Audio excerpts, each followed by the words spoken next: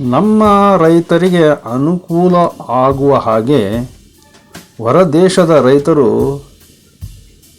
ಸಸಿಗಳನ್ನು ನೆಡುವುದಕ್ಕೋಸ್ಕರ ಈ ಒಂದು ಉಪಕರಣವನ್ನು ಮಾಡ್ಕೊಳ್ತಾರೆ. ನೋಡಿ ಎಷ್ಟು ಜಾಣ್ಮರಿದ್ದಾರೆ ಹೊರದೇಶದ ರೈತರು. ಆದರೂ ಸಹ ನಮ್ಮ ರೈತರು ಜಾಣರಿದ್ದಾರೆ ಕಣ್ರಿ.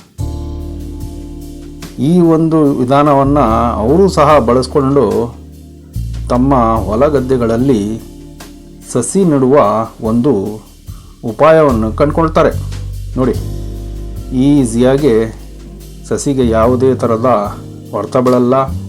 ಅದರ ಮಣ್ಣು ಸಮೇತ ಅದನ್ನು ಕಿತ್ಬಿಟ್ಟು ಸಸಿಯನ್ನು ನೆಟ್ಟಿದ್ದಾರೆ. ನೋಡಿ ಸಿಂಪಲ್ಲಾಗಿದೆ ಐಡಿಯಾ. ನೋಡಿ ಯಾವುದೇ ಥರದ ಒಂದು ಇದಾಗಲ್ಲ. ಏನಂತೀರಾ?